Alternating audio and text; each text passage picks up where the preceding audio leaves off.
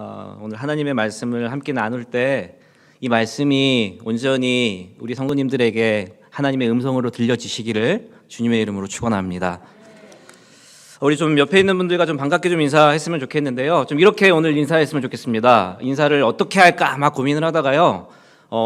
딱 떠오르는 한 모습이 떠올랐어요. 그게 뭐냐면 당신이 최고이십니다.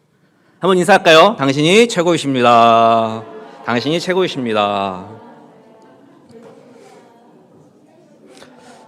저는 어릴 때부터 1등을 잘 못해서 그런지요, 이렇게 최고다라고 이야기해주면 참 기분이 좋아져요.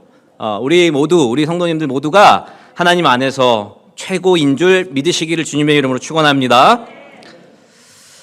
화폐 전문가 배원준 씨는 자신의 책 위조 지폐 감별 이야기라고 하는 책에서 위조 지폐를 감별하는 가장 확실한 방법에 대해서 간단하게 이야기를 합니다. 그 정답은 뭐냐면 진짜 지폐에 익숙해지라는 거예요. 다른 방법이 없다는 거예요. 이런 방법, 저런 방법, 이렇게 보고 저렇게 보고 여러 가지 방법을 다 동원해 봐도 진짜에 익숙해지는 것만큼 좋은 방법은 없다라고 이 책에서 역설하고 있습니다. 다시 말해서 진품을 모르기 때문에 짝퉁에 넘어간다라는 겁니다. 그런 의미에서 이 책을 읽으면서 저는 딱 하나가 떠올랐어요. 과연 나는 진품으로 살아가고 있는가? 그리고 나는 짝퉁으로 살아가는 모습은 없는가? 정말 나라고 하는 존재가 있는데, 그리고 하나님이 지어주신 저만의 모습이 있는데, 그것이 나의 모습이고 나의 진품의 모습인데, 그 모습으로, 그 진품의 모습으로 과연 살아가고 있는가? 아니면 나 같지 않은 다른 누군가를 흉내낸다거나 아니면 다른 어떠한 사람들에 휩쓸려서 그 모습을 따라간다라고 하는 모습을 한번 생각해 볼 수 있었습니다. 사랑하는 우리 성도 여러분, 정말 진품으로 살아가고 계십니까? 그리고 짝퉁의 모습으로 살아갈 때 혹여나 내 마음속에 드는 생각은 어떤 생각을 가질 수 있으시겠습니까? 우리의 신앙도 마찬가지인 줄 믿습니다. 예수님을, 그리고 십자가를 모르기 때문에 짝퉁에 넘어가는 거예요. 내가 많은 죄를 짓는다라고 할 때 하나님을 알고 또 하나님께 익숙하고 또 하나님의 말씀에 계속해서 친숙하면 그 죄가 계속 줄어들 수밖에 없습니다. 그러나 하나님을 멀리하고 또 하나님과 멀어지는 삶을 살아갈 때 우리는 짝퉁의 인생을 살아갈 수 있다라고 하는 것입니다. 사랑하는 우리 성도 여러분, 오늘 이 말씀을 통해서 진품이신 예수님과 친해지시기를 바랍니다. 진품이신 말씀과 친해지시기를 바랍니다. 진품이신 하나님의 기도를 가지고 오늘 담대함으로 나아가는 귀한 여러분 모두가 되시기를 주님의 이름으로 축원합니다. 오늘 요한계시록 말씀도 여러 가지의 해석이 있습니다. 진품도 많고요, 그리고 진짜도 많고요, 가짜는 더 많습니다. 이 요한계시록을 통해서 이단이 나오게 되고, 그리고 또 이 요한계시록을 통해서 자기 합리화라고 하는 시작점도 생기게 되었습니다. 이 요한계시록의 핵심은 다들 종말이야 라고 생각하고 있지만 종말이 아닙니다. 이 요한계시록은 교회를 이야기하고 있습니다. 교회를 통해서 우리가 더욱더 화합할 수 있고 공동체로 나아갈 수 있고 최후의 승리를 얻는 것, 그것이 교회, 십자가를 통해서 이루어지는 것이지 그냥 종말로서 하늘나라를 바라보는 그 자체로 끝나는 것이 아니라 그 십자가를 통해서 성령 충만함으로 나아갈 수 있는, 그래서 교회의 역할을 다하고 최후의 승리를 주변 사람들에게 나누는 것, 그것이 진정한 요한계시록의 종말론이다라는 것입니다. 그런 의미에서 오늘 계시록의 말씀에서는요, 우리가 너무나 잘 알고 있는 마라나타의 신앙을 오늘 22장에서 소개하고 있습니다. 한 달에 한 번씩은 마라나타라는 찬양을 부르고 있는 것 같습니다. 마라나타가 뭐냐면 아멘, 주 예수여 어서 오시옵소서. 저는 목사로서요, 가장 프라이드하고 자랑스러운 것이 딱 하나 있습니다. 인사할 때 편해요. 안녕하세요 이거보다도 할렐루야, 할렐루야! 할렐루야! 제가 목사로서 이렇게 하면 쪽팔리질 않아요.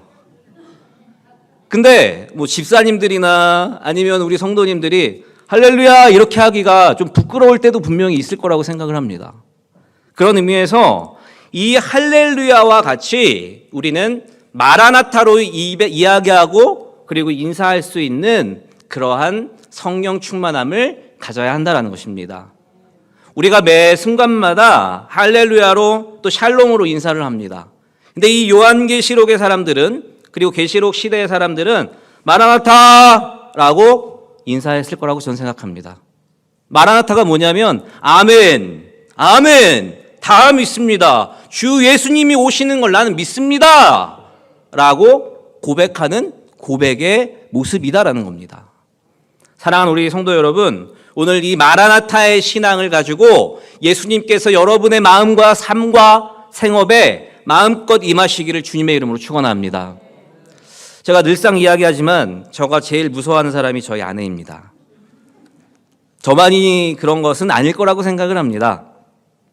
근데 이 설교를 준비하면서 아멘, 아내여 어서 오시옵소서 라고 하는 그 신앙이 제 마음 가운데 스며들었으면 좋겠다라고 하는 그런 간절한 바람을 가져볼 수 있었습니다.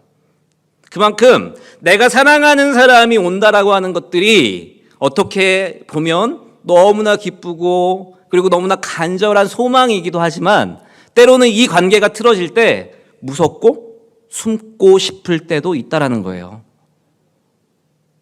마라나타도 마찬가지예요. 내가 마라나타라고 정확하게 고백할 수 있는 그 힘은 하나님과의 관계가 온전할 때. 아, 마라나타 예수님 나에게 오시옵소서 라고 당당하게 이야기할 수 있지만 내가 하나님과의 관계 속에서 틀어졌을 때 피해 다녀야겠다, 도망 다녀야겠다 라고 할 때 뭐 이렇게 이야기를 하면서 결국엔 다른 이름을 부를 때도 있을 거라고 생각을 합니다. 그런 의미에서요, 오늘 계시록 1장 1절 말씀에서는 이렇게 말씀하고 있습니다. 예수 그리스도의 계시라. 예수 그리스도께서, 예수님께서 선언하세요. 내가 계시로 말씀해 주고 있다. 다른 어떤 꿈을 꾼 것이 아니라 내 계시로 지금부터 말할 테니까, 그리고 교회에 대해서 말할 테니까, 그리고 모든 삶 가운데 이러이러한 상황, 이러이러한 교회를 내가 얘기해 줄 테니까 잘 들어. 그리고 그 모습을 보고 배우고 그리고 느끼고 나누어 라고 말씀해 주고 있다라고 하는 것입니다. 다시 말해서요, 이 요한계시록은 지상의 교회를 소개하는 것뿐만이 아니라 하늘에 계신 하늘의 교회의 모습도 소개해 주고 있어요. 그래서 하늘에 있는 교회의 영광과 능력과 계시를 통해서 이 지상교회가 어떻게 새하늘과 새 땅을 바라보아야 하는지를, 또 어떻게 준비해야 하는지를 보여주는 책이 이 계시록이라는 책입니다. 그래서 계시록 1장 3절 말씀에 이렇게 말씀하고 있습니다. 이 예언의 말씀을 읽는 자와 듣는 자와 그 가운데 기록한 것을 지키는 자는 복이 있나니 때가 가까움이라 라고 말씀해 주고 있습니다. 하나님의 말씀을 읽는 자, 듣는 자, 그리고 그 가운데 기록한 것을 지키는 자, 그 자는 복이 있을 거라고 하나님께서 친히 말씀해 주고 있다라고 하는 것입니다. 사랑하는 우리 성도 여러분, 오늘 이 하나님께서 주시는 말씀, 예수님의 이 말씀을 듣고 읽고 듣고 지키는 자로 살아갈지, 아니면 자신의 우상과 돈과 명예와 권력을 믿고 그것을 위해 그것을 통해 읽고 듣고 지키는 자로 살아갈지 우리가 반드시 구분해야 한다라고 하는 것입니다. 제가 이건 주일날 이야기하려고 했었는데 그냥 얘기하겠습니다. 제가 지난주에 생각지도 못한 그런 상황을 좀 경험을 하게 됐고, 그래서 병원에 입원하게 됐어요. 그래서 뭐 여차저차 병원에 입원해서 치료를 받기를 시작했는데 그 병원이 그래도 나름 저희 동네에서는 굉장히 그래도 유명한 병원이에요. 치료를 잘하고 또 병원도 깨끗하고. 근데 그 병원에 딱 들어갔는데 한 분이 누워 계시더라고요. 커튼을 치고. 그래서 난 혼자 있었으면 좋겠는데 혼자 있지는 못하고 한 분이 계시는구나. 그래서 저분이랑 잘 지내봐야지 라고 했는데 저가 트라우마가 있어요. 제가 병원에 입원하면 항상 스님을 만납니다. 실제예요. 그래서 이번에는 아니겠지. 그러니까 무슨 안 좋은 일이 있었을까요? 그러니까요. 트라우마가 있었네요. 그러니까요. 그래서요. 까먹게. 네, 그래서 입원을 했는데 머리가 보여요.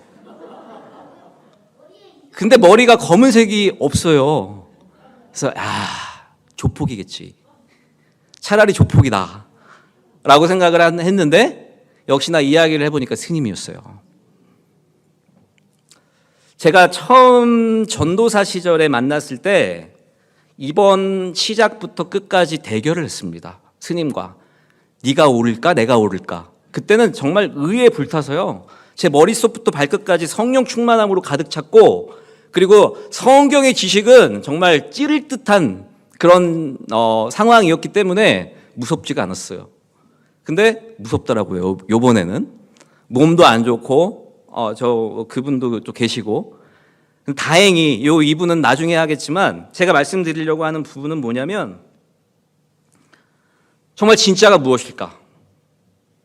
제가 지난 스님들과 이야기 나누었던 결론은 자기가 믿는 신이 진짜가 아니다라는 이야기를 굉장히 많이 했습니다. 근데 시인하진 않아요. 마찬가지로 다시 한번 생각하게 됐어요. 과연 내가 진짜일까? 저 사람이 진짜일까?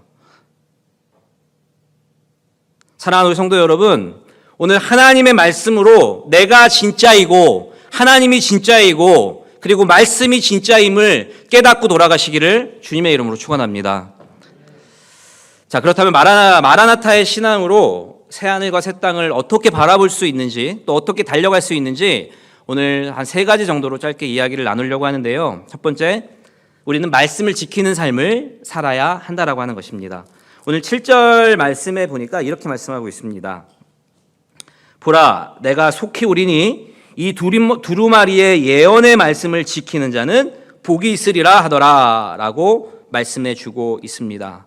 성경이 하나님의 말씀을 믿고 그 말씀을 지키는 자로 살아갈 때 우리는 믿음이 생기게 되고 그리고 우리의 삶의 모습이 변하게 됩니다.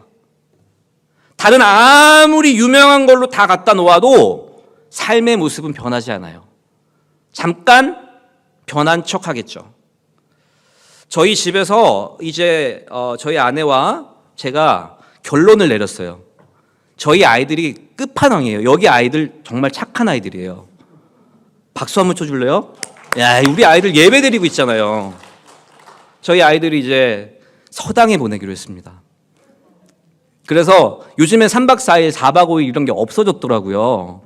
부활되기를 기다리고 있습니다.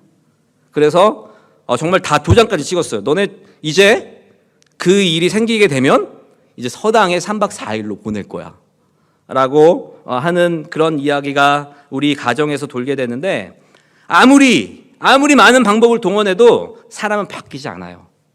조금씩 변화되는 그런 과정 속에서 이제 하나님이 개입해 주시고 또 은혜로 말미암아 우리의 나된 모습이 죽어지게 되는 것, 그것이 성령 충만함의 의미입니다.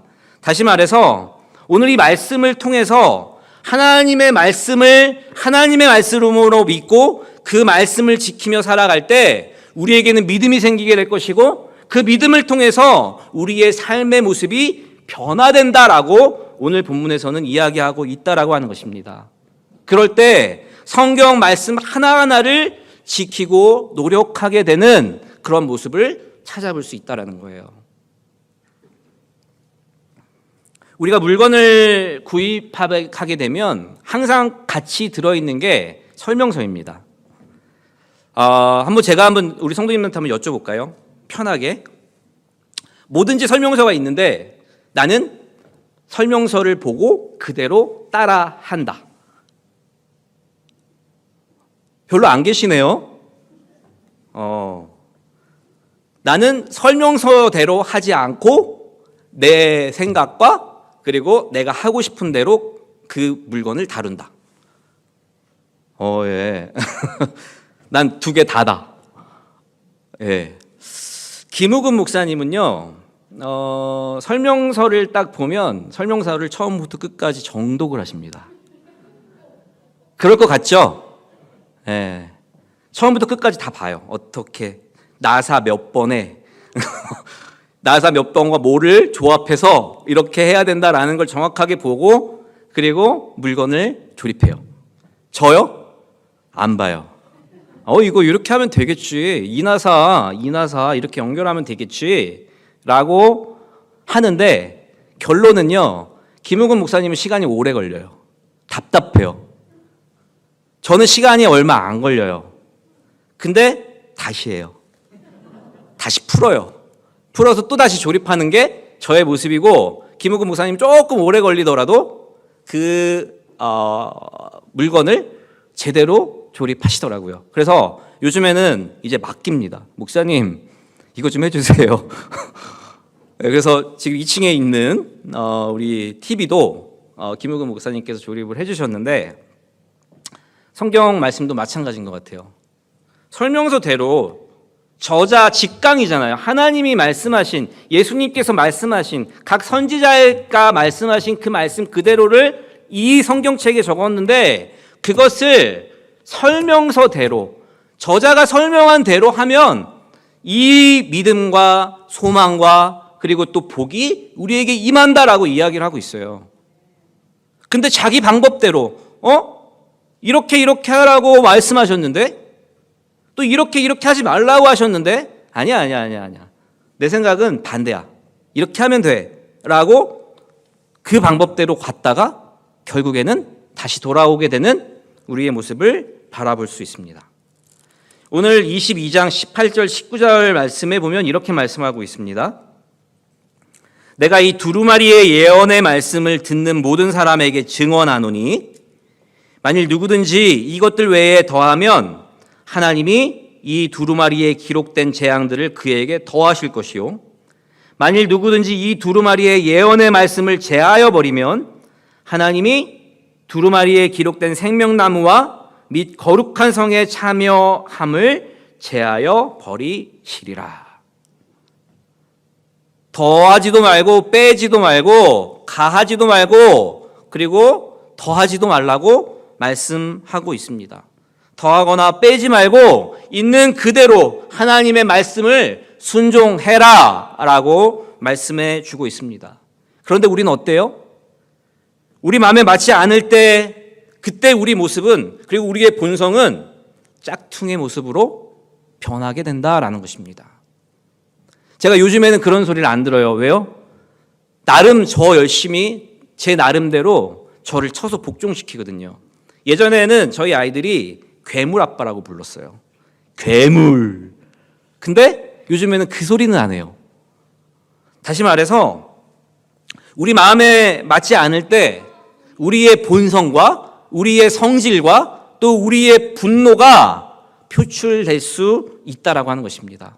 그러나 중요한 것은 우리가 그럼에도 불구하고 감사함으로 그리고 맞습니다 하나님이 지켜주실 겁니다 아멘으로 받아들일 수 있는 그 마음을 먼저 가질 때 하나님께서 우리의 마음을 바꾸어 주실 줄 믿습니다. 두 번째로 우리는 예배하는 삶을 살아야 한다는 것입니다. 오늘 9절 말씀해 보니까 이렇게 말씀하고 있습니다. 그가 내게 말하기를 나는 너와 내 형제 선지자들과 또 이 두루마리의 말을 지키는 자들과 함께 된 종이니 그리하지 말고 하나님께 경배하라 하더라. 아멘. 제가 예전에요 김우근 목사님한테 심각하게 이 얘기를 했던 적이 있어요. 목사님, 나는 목사로서 자괴감을 느껴요. 왜요? 예전에 우리가 하나님을 믿고 예배할 때 불이 떨어지고 방언이 일어나고 그리고 찬양하면서 방방 뛰었던 것이 불과 몇 년 전인데 왜 지금은 그런 모습을 볼 수가 없을까요? 제가 집회를 자주 가지는 못하지만 요즘 집회에 가더라도 그런 모습이 그렇게 많지 않습니다. 제가 휴가 기간 동안에 보령이라는 곳을 갔었어요. 아이들과 함께. 근데 보령 축제 아시나요, 우리 성도님들? 네, 보령 축제에 가면 TV에서 나오는 그 장면을 꼭 볼 수 있어요. 그게 뭐냐면 앞에 DJ가 있고요. 그리고 DJ가 거품을 막 쏴줘요.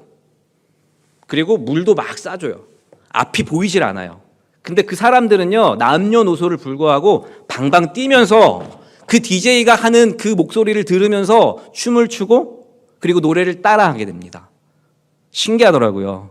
제가 그래도 명색이 목사지 않습니까? 제가 거기서 했을까요? 안 했을까요? 했어요. 너무 재밌더라고요. 다시 말해서 그것이 뭐 잘 됐거나 잘못됐다라는 것이 아니라 우리는 기쁨으로 하루하루를 그리고 순간순간을 살아가야 한다는 거예요. 그런데 그러한 보령 축제의 기쁨보다도 하나님께서 주시는 기쁨이 몇 천 배, 몇 만 배 더한데 우리는 그 기쁨을 찾아가지 않고 있다라고 하는 것입니다. 너무나 값싸게 받은 구원이라고 생각해서 그런지 모르겠지만 구원의 감격이 차고 넘쳐서 우리의 전부를 드리는 것이 예배이고 또 우리가 감사하고 또 그 감사를 하나님 앞에 드리는 것, 그래서 모든 회복을 공급받았기에 그 감사와 기쁨을 드리는 것이 예배인데 우리가 그 예배 가운데 무엇이 잘못되었는지 그 감사의 표현을 하지 못하고 있다는 거예요. 저는 참 감사해요. 그래도 저는 저희 아버지 교회가요, 드럼을 칠 수 없는 교회였고 방언을 하면 미신 그리고 미친 사람이라고 취급받았던 교회였어요. 그만큼 그냥 기도만 했던 교회였어요. 근데 이제 제가 목사가 되고 나서 마음껏 찬양하고 마음껏 뛰고 그리고 하나님 앞에 나아갈 수 있는 이 모습이 전 너무 감사해요. 한번 5년 전, 10년 전을 한번 돌아보시겠습니까? 우리 성도님들? 요즘에 우리 구목사님 여기 계시지만 찬양을 참 은혜롭게 잘 인도해 주시잖아요. 근데 예전 찬양을 하실 때 우리 성도님들 제가 방송실에서 보면 막 너무 기뻐하세요. 내가 막 20대로 돌아간 듯한, 30대로 돌아간 듯한, 내가 처음 하나님을 만났을 때 그 찬양했던 그 기억을 다시 한번 생각하시고 찬양을 하시더라고요. 그때 어떠셨어요? 마음껏 찬양하고 마음껏 뛰고 마음껏 기도하며 울며 불며 기도했던 그 시절이 불과 몇 년 전입니다. 그런데 지금 우리의 모습은 어떻습니까? 사랑하는 우리 성도 여러분, 다른 방법으로 힘을 공급받을 수 있습니다. 그러나 더 중요한 것은 예배를 통해서 우리가 하나님의 무한하신 성령 충만함의 힘을 공급받았을 때 못할 것이 없음을 여러분의 입술로 고백하시기를 주님의 이름으로 축원합니다. 눈물의 감격의 예배가 회복되시기를 바라고 감격의 예배가 회복되시는 귀한 우리 여러분 모두가 되시기를 주님의 이름으로 축원합니다. 세 번째로 우리는 신앙의 긴장감을 가지고 살아야 한다는 것입니다. 12절 말씀에 이렇게 말씀하고 있습니다. 보라, 내가 속히 오리니 내가 줄 상이 내게 있어 각 사람에게 그가 행한 대로 갚아주리라 라고 말씀해주고 있습니다. 다시 말해서 다시 오실 주님은 단순히 물리적으로 마지막 때에만 오시는 것이 아니라 매일매일 순간순간마다 우리의 마음과 생각을 다스려 주시고 그리고 우리와 함께 해주시는 그런 영으로서의 하나님이 우리와 함께 계신다는 것을 우리는 매 순간 잊지 말아야 한다는 것입니다. 순간순간 그런 생각을 해요. 과연 내 아내와 24시간 동행하면 좋을까?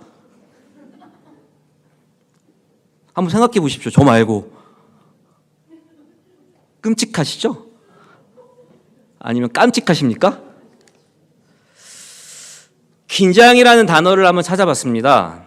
긴장이 영어로 텐션이라 그래요. 그리고 긴장의 반대는 뭐죠? 이완, 릴렉스. 된다라고 하는 긴장과 텐션을 오고 가는 사람의 패턴을 우리는 계속해서 경험하게 됩니다. 근데 오늘 제가 세 번째 신앙의 긴장감을 가지고 살아야 된다라고 적었을 때 저는 이 긴장감이라고 하는 부분들이 단순히 두렵거나 떨거나 아니면 무서워서 벌벌 떠는 것이 아니라 그것을 넘어선 긴장감의 텐션을 유지해야 한다는 거예요. 누군가 계속 쳤을 때 내가 계속해서 맞고 있으면 그 맞는 것이 그렇게 아프지 않아요. 그런데 아무런 방어도 없고 그리고 준비도 없이 누군가에게 한 대만 맞아도 쓰러집니다. 다시 말해서 우리는 신앙의 긴장감을 가지고 계속해서 긴장하며 살아가야 된다는 거예요. 그렇다고 24시간 이러라는 게 아닙니다. 저는 이 긴장감이라는 단어를 되게 싫어했어요. 왜냐하면 지금 담임 목사님도 그런 생각을 하고 계시는데 저희 아버지께서 밤에 주무실 때도 양복을 입고 넥타이를 이렇게 내린 상태에서 주무셨어요.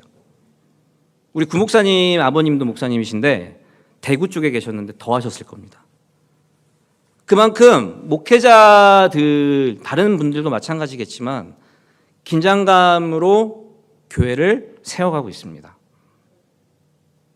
그렇기 때문에 그 영적인 싸움에서 이길 수 있는 거예요. 저희가 뭐라고? 이 작은 책으로 아무것도 가진 것 없고 제 손에서 무슨 광선이 나갑니까? 뭘 나갑니까? 그러나 하나님이 주시는 그 긴장감의 무게를 가지고 계속해서 훈련하고 있기 때문에 담대하게 맞서 싸울 수 있다는 거예요. 병리학에서는 급성 스트레스에 대해서 이렇게 준비한다라고 이야기를 해요. 모든 병의 근원이 스트레스다라는 것들은 다 알고 있을 겁니다. 그런데 이 스트레스를 어떻게 받아들이고 또 이것을 어떻게 풀어내느냐에 따라서 생사가 오고 간다라고 이야기합니다. 특별히 병리학에서는 더 근거를 가지고 학적으로 이야기를 하고 있습니다. 그런데 이 병리학에서는 이 급성 스트레스에 대비해서 1차로 자기 진단을 실시하게 됩니다. 리스트들이 있는데 그 리스트들 중에 몇 점이야 라는 것들을 체크를 하고 그것이 기준 이상이면 다음 2단계로 넘어가서 그 대처를 하고 또 그것에서 또 넘어가게 되면 이제 병원으로 이동하게 되는 그런 3단계의 모습을 가지게 된다라고 병리학에서는 이야기하고 있습니다. 제가 참고로 시간은 갔지만 스트레스를 유발하는 6가지에 대해서 제가 조사를 했는데요. 이 부분을 잘 승화시키면 우리는 이길 수 있어요. 근데 어떻게 이길 수 있을까? 한번 고민해 보시길 바랍니다. 첫 번째, 스트레스를 유발하는 첫 번째 요인이 집착하고 남의 것을 탐내는 것 때문에 스트레스를 받는다는 거예요. 그냥 내 것만 지키면 되는데 내 걸 지키는 것을 넘어서서 다른 것도 탐내는 것. 두 번째, 분을 참지 못하는 것. 성내는 마음. 그냥 평소 같으면 그리고 평상시의 사람들이라면 그냥 그 소리를 듣고 넘어갈 수 있는 이야기지만 나는 유독 그 이야기를 들으면 성을 내게 되고 분을 참지 못하게 되는 것. 그래서 스트레스가 올라가게 된다. 세 번째, 지혜가 부족해요. 지식이 아니라 지혜가 부족해서 어리석은 마음을 갖는 거예요. 이게 대표적인 게 자기 합리화죠. 자기만 알게 되는 사람. 저희 아내는 그 사람이 저라고 합니다. 네 번째, 교만, 과신, 그리고 남을 차별하는 것, 남을 업신여기는 것. 이것이 그 당사자는 좋을 것 같죠? 본인은 그렇지 않대요. 차별하려면 또 머리를 써야 되고 또 어떻게 방법을 강구해야 되고.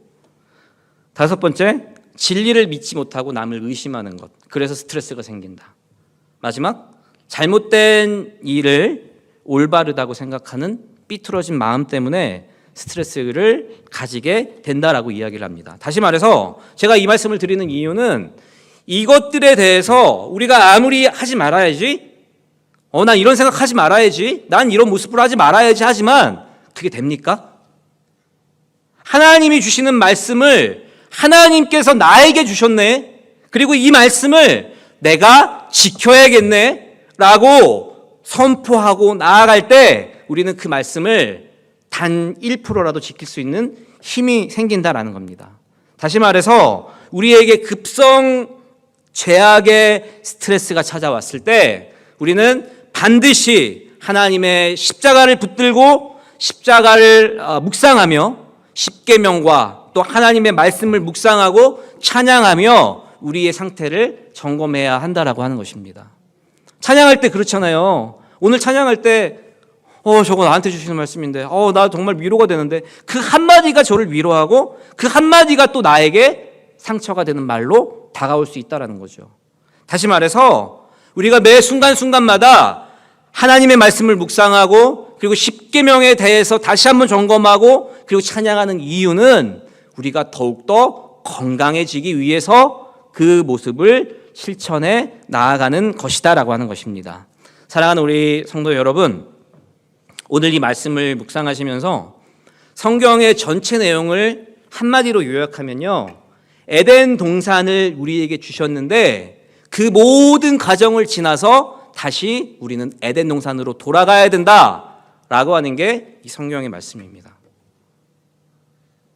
여러분 지금 천국에 살고 계십니까? 정말 여러분이 사는 곳이 천국이십니까? 에덴 동산 맞습니까? 에덴 동산이 아니라면 오늘 이 성경에 나오는 말씀과 같이 무엇과 같이 무엇 때문에 선악과를 시작으로 해서 우리가 싸우고 또 전쟁하고 남 앞에 잘못된 모습으로 나아갔을 그런 모든 모습들을 한번 대입해 보시길 바랍니다. 정답은 이 성경 안에 있지 않습니까? 할렐루야! 오늘 이 말씀 다시 한번 묵상하시면서요, 하나님의 말씀으로 무장하시고 예배로 힘을 세워가시기를 주님의 이름으로 축원합니다.